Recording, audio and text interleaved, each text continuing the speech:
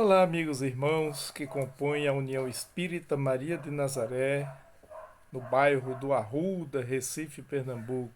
Que saudade, tanto tempo que estamos sem nos ver presencialmente, mas acredito que em breve nos encontraremos. Por enquanto, nós estamos aqui com as nossas lives, utilizando os mecanismos que nos foi propiciado através da tecnologia. E aí nós aproveitamos e não paramos de divulgar e de vivenciar os ensinamentos do Mestre Jesus. Queremos trazer o abraço fraterno e amigo de todos os que fazem o Centro Espírita Amor e Caridade aqui em Sucupira, Jaboatão dos Guararapes, e da Comissão Estadual de Espiritismo. Que possamos ter um encontro de muita paz, de muita luz, e para isso nós vamos fazer uma breve prece a Jesus, rogando a sua assistência e o seu amparo. Convido a todos para, juntos, elevarmos os nossos pensamentos e rogarmos assim.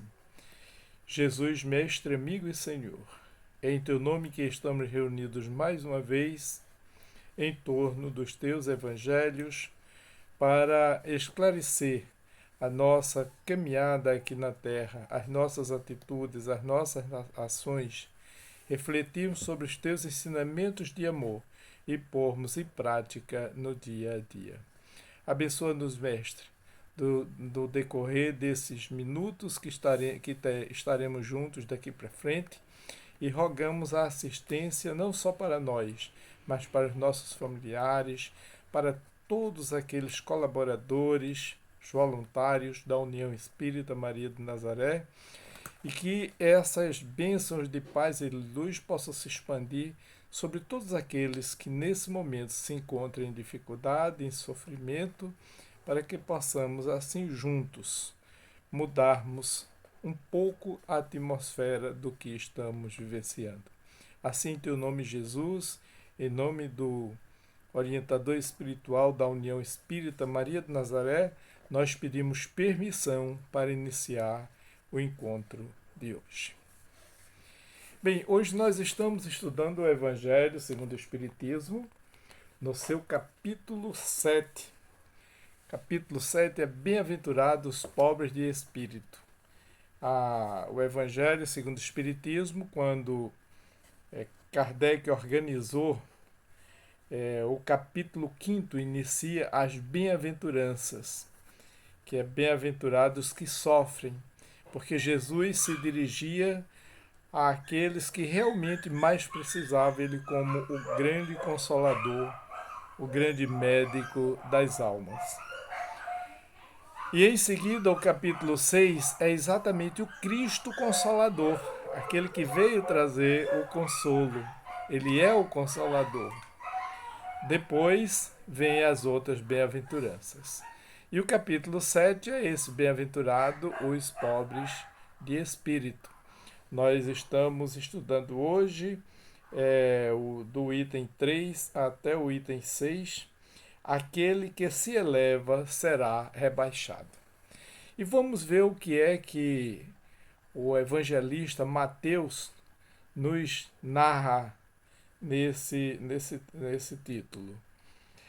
Ele diz assim: naquela hora chegaram-se a Jesus os seus discípulos, dizendo: Mestre, quem é o maior no reino dos céus? E Jesus, chamando um menino, o pôs no meio deles e disse: Na verdade vos digo que se não vos fizerdes como meninos, não entrareis no reino dos céus. Todo aquele, pois, que se humilhar e se fizer pequeno, como este menino, este será o maior no reino dos céus. E o que receber em meu nome um menino como este, a mim me recebe.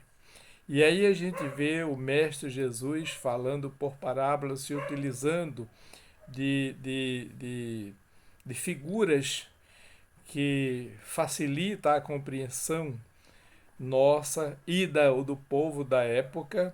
Ele se utilizou exatamente de uma criança, porque a criança ela reflete a simplicidade, a inocência.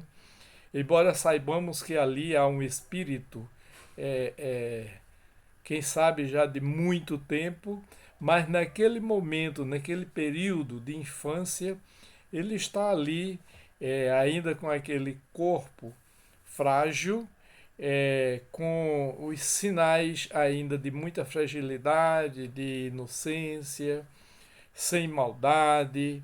E Jesus se utilizou exatamente para que pudesse nos exemplificar com essa figura.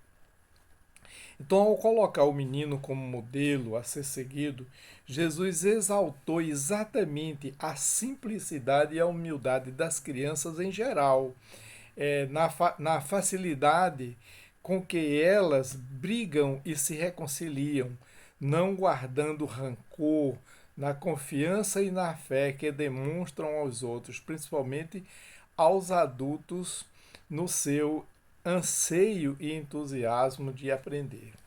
E a gente vê que as crianças, elas brigam, brincam, às vezes ficam de mal na hora, às vezes chegam mesmo à luta corporal, não é? Se arranham, um derruba o outro. Aí os pais se aperreiam, chamam o menino, bota de castigo, diz, olha, nunca mais você vai brincar com aquela criança. E quando é no outro dia, quando se cuida, a criança já está abraçada com a outra, rindo, parece que nada aconteceu. O que não acontece conosco, os adultos. Basta alguém olhar para a gente ou dizer algo, alguma palavra que nos sintamos magoados. Às vezes a gente chega até a guardar rancor, a não querer mais conversa com aquela pessoa. Começa ali uma inimizade.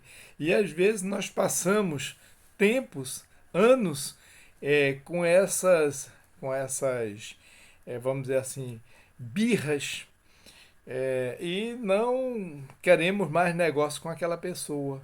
É diferente da criança, né? Ela esquece, ela não guarda o rancor, não guarda o ressentimento porque apanhou ou bateu na outra. No outro dia eles querem brincar e tudo bem. Então Jesus nos chama a atenção com relação a isso, porque nós às vezes ainda somos tão rancorosos. Muitas vezes os pais das crianças que ficam brabos um com o outro, não falam mais com o outro, né? Não vai mais na casa do outro. E aí a criança não conhece o sentimento de ódio, né? Ele não odeia. E se diz, eu odeio você, é porque ouviu-se um adulto dizer. Mas ele, por si só, ele não tem essa característica de passar a odiar. Quando ele diz isso, é porque ele está copiando um adulto. Entende ela que assim falando expressa sua raiva no momento, pois pode logo em seguida abraçar, beijar a pessoa a quem disse tais palavras, diferente da gente. A doutrina espírita, ela nos ensina que todo recém-nascido na Terra traz todo um cabedal de experiências e aprendizados de inúmeras encarnações já vividas. Nós sabemos disso. Às vezes a criancinha, ela, quando começa a despertar para a vida, ela muitas vezes nos dá ensinamentos grandes, nos faz indagações que às vezes a gente fica numa saia justa sem saber como responder, porque a criança ela é inteligente, ela trouxe uma bagagem de conhecimento de outras existências. E às vezes de evolução. Muitas vezes a criança ela está mais evoluída do que o pai. E a gente vê, tem famílias que às vezes há desequilíbrio, o pai tem vícios, a mãe também, são contendas dentro de casa, né? E vem um filho com aquele equilíbrio, que é quem faz o controle, o equilíbrio, às vezes, dos dois, é que faz com que haja reconciliação, que haja entendimento naquele grupo familiar. Porque é um espírito que já tem uma bagagem de outras existências. Então, todavia, ensina-nos também que no processo reencarnatório de ida e vinda do espírito, esse passa por diversas ações, tais como redução do perispírito, liberação dos fluidos espirituais do ambiente espiritual onde viveu, e no intervalo das reencarnações, o esquecimento do passado. O esquecimento do passado é um tema que, por sinal, se não me falha a memória, eu também estou esquecendo, né, do presente. Outro dia nós falávamos, eu acho que foi aí com o pessoal, sobre a questão do esquecimento do passado. Por que nós esquecemos às vezes as coisas? Você imagine hoje se eu lembrasse algo que eu fiz e que hoje eu detesto aquela atitude, aquela ação, então eu ia ter uma revolta, eu ia ter uma repulsa comigo mesmo. Por isso, Deus, na sua infinita bondade, nos permite o esquecimento do nosso passado. Às vezes um sofrimento, às vezes é uma antipatia que a gente sente por alguém. Às vezes no meio familiar, o pai sente do filho, o filho sente do irmão, da mãe, etc. Porque se a gente soubesse realmente o que aconteceu, viria tudo à tona de novo e dificultaria o nosso processo evolutivo aqui na Terra, né? Então, a criança, enquanto o seu corpo físico está em desenvolvimento, o espírito não pode expressar suas qualificações como realmente são. Encarnando-se com o fim de se aperfeiçoar, a infância é um tempo de repouso para o espírito, pela sua incapacidade de integrar-se pelo entendimento ao novo plano em que acaba de chegar. É por isso que às vezes a gente diz, a criança, quando ela vai crescendo, a gente diz, está botando as unhas de fora, você não era assim.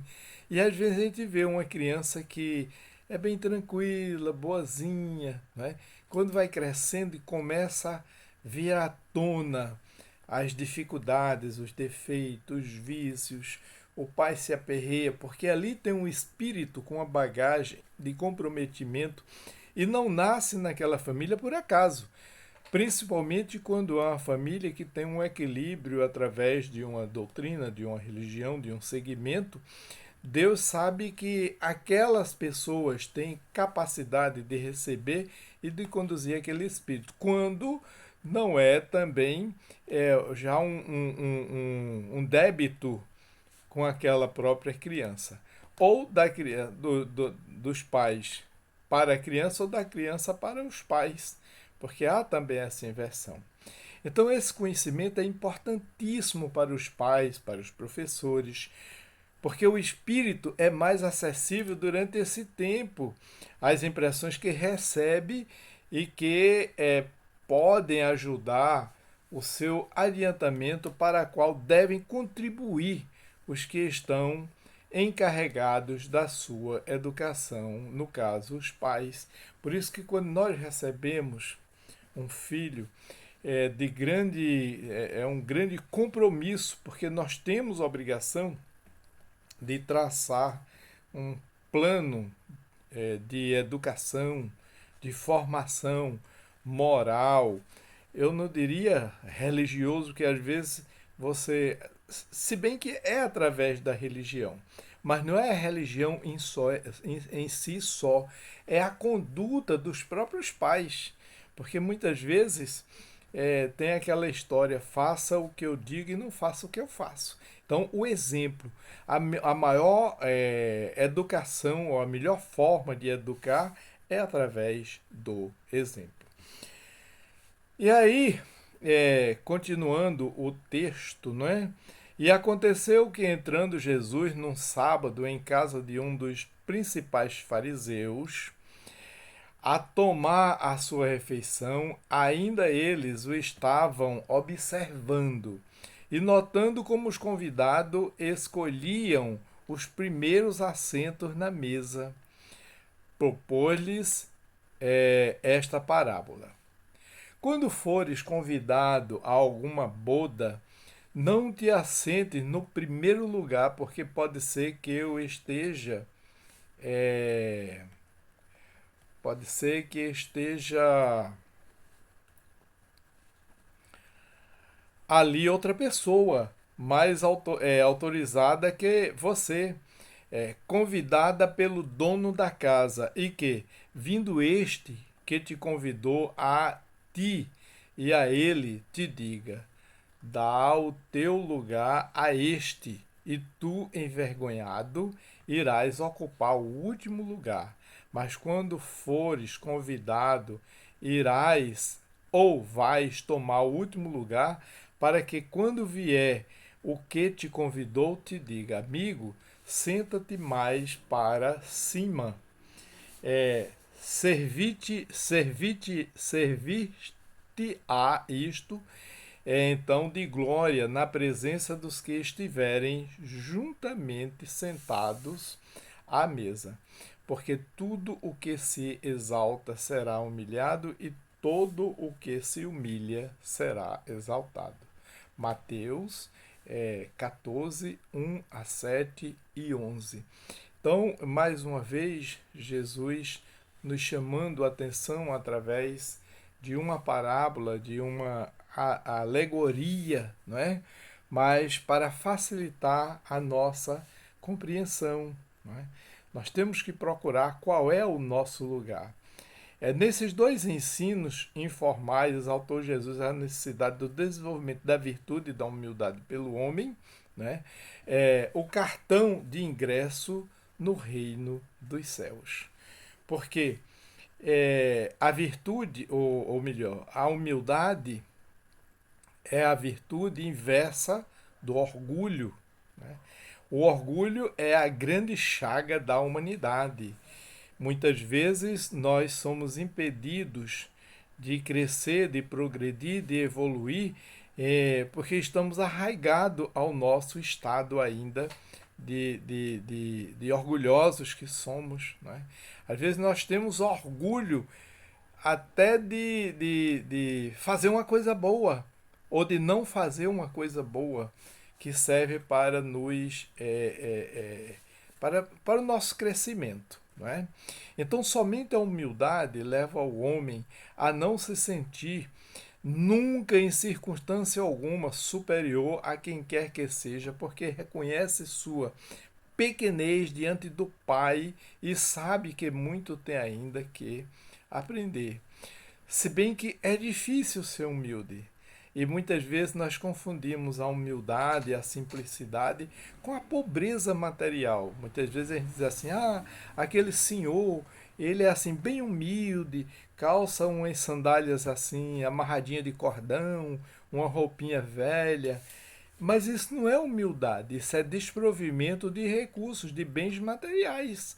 Muitas vezes você pode estar coberto com as melhores roupas e ser uma pessoa humilde, porque humildade é um sentimento. E outras vezes nós podemos estar todo em farrapos e somos orgulhosos. Outro dia eu ouvi alguém dizer que às vezes tem pessoas tão pobres que nunca têm mais de uma camisa para vestir. E Deus não permite que ela tenha exatamente para não dificultar o progresso dela. Porque na hora que ela tiver duas camisas, ela já não olha para o seu irmão no sentido horizontal, ele já olha de cima para baixo se sentindo superior.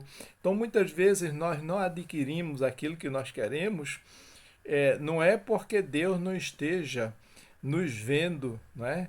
É porque se a gente adquirir aquela posição, aquele bem material, o nosso orgulho ele sobe, aumenta e a gente vai se comprometendo e às vezes a gente tem que exercitar a humildade. É um sofrimento muito grande, mas nós sabemos que nos processos de ida e vinda nós passaremos por todas as fases. Tem hora que a gente vem com melhores condições financeiras, tem hora que a gente vem sem nenhum recurso, tem hora que a gente vem com muita saúde e às vezes não sabe preservar a saúde que tem, aí adquire doenças.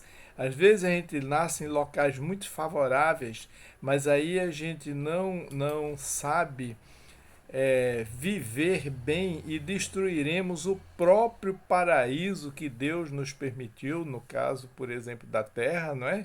Quantas vezes nós estamos aí destruindo a terra com as queimadas, com a falta de coleta seletiva, destruindo o meio ambiente com tudo. E o meio ambiente é uma oportunidade, uma condição material que temos para sobreviver aqui na Terra. A Terra é um paraíso e nós estamos transformando esse paraíso num local caótico, né? Então, somente a humildade pode levar o homem a amar o próximo como a si mesmo. E Jesus, na sua infinita bondade, quando falou-se do mandamento amar o próximo como a si mesmo, ele ainda acrescentou: amai-vos uns aos outros como eu vos amei. Porque ele sabe que muitas vezes nós amamos ao próximo como a nós, mas às vezes nós não nos auto-amamos. Joana Ariane já fala do auto-amor. E tem pessoas que não sabem se auto-amar. Elas não desenvolvem o auto-amor. Não é? Ela tem o amor, mas um amor materialista, um amor pretensioso. E não é bem por aí. Né? Ver o outro de qualquer outro como um irmão num processo evolutivo, igual a ele mesmo, também sujeito a erros e equívocos. Muitas vezes nós não aceitamos o erro do outro, principalmente quando se trata de questões religiosas. A gente quer que todo mundo ande certinho como a gente anda. Agora, será que a gente anda? Ou não é só uma formalidade, não é? A gente tem que se precaver, porque o Evangelho de Jesus é vivência. E muitas vezes a gente estuda, a gente fala do Evangelho, mas a gente não vivencia como deveria vivenciar. Né? E tudo está sendo visto pelos espíritos amigos, pela espiritualidade, pela nossa própria consciência. Então, como sabemos, Jesus nada escreveu, e o seu método de ensino era informal, aproveitando as situações através das parábolas, né, as conversas, as perguntas do momento para explicar as próprias leis divinas. Jesus não perdia tempo. Em qualquer situação, alguém fazia uma pergunta, ele repassava a pergunta para o outro refletir. Né? Suas parábolas, suas histórias simples, tiradas do cotidiano, dos usos e costumes da época, porque Jesus sabia, ele era o mestre maior, que os seus ensinos deveriam ser guardados na memória dos seus discípulos para permanecerem e serem divulgados quando ele já não mais estivesse aqui. Jesus não escreveu nada. Os evangelhos vieram ser escritos mais de 60, 70 anos depois da morte de Jesus, quando os evangelistas saíram recolhendo informações daqueles que conviveram com Jesus e daqueles que seus descendentes conviveram. Mas a mensagem do Cristo foi tão forte que ela não se perdeu na memória das pessoas e até hoje está aí, viva e atual como sempre. Né? E nessa sua maneira de ensinar, Jesus nos deixou a norma mais perfeita do ensino, ou seja, vivenciar o que se quer ensinar. Se você não vivencia, você não ensina. Repassar, às vezes, conhecimento. Não é? O ensino que mais toca as pessoas de qualquer idade é o exemplo sincero e natural. Muitos de seus ensinos, do ensino de Jesus, nem foram bem entendidos, mas puderam ser vivenciados e divulgados pelas lembranças das situações vividas e pelas parábolas simples que contava. Jesus usou palavras simples na compreensão das pessoas, utilizou os recursos da época, quando ele fala: vós sois o sal da terra, vós sois a luz do mundo. Não é? quando ele fala do alqueire, do cisco no olho do outro, da trave, ele usa palavras simples, com profundas reflexões. Então, meus amigos, fica aí esses, essas breves reflexões sobre esse tema tão importante: aquele que se eleva será rebaixado. Ou seja, nós precisamos vivenciar a humildade, não é? A simplicidade, como Jesus nos ensinou. Jesus exemplificou até ao nascer, nasceu numa manjedoura de palha, não é? Numa estribaria, junto com os animais, e não deixou de ser esse espírito luminoso, essa luz transcendental que é o nosso Mestre. Então, assim, nós queremos mais uma vez agradecer aos amigos e irmãos da União Espírita Maria de Nazaré pelo honroso convite, e vamos mais uma vez elevar os nossos pensamentos ao alto e agradecer por essa oportunidade. Mestre Jesus, amigo e Senhor, estamos mais uma vez encerrando as atividades desse momento, as reflexões sobre os teus ensinamentos. Permite, Mestre, que a luz do teu amor possa se espalhar por toda a humanidade, por todos aqueles que sofrem, por todos aqueles que ainda sofrem os requisitos dessa pandemia, de tanto das guerras, de tanta coisa que ainda está acontecendo na Terra, que possamos refletir e seguir o teu exemplo de amor, de simplicidade e de humildade. Muita paz e muita luz. Até a próxima oportunidade. Um abraço virtual para todos.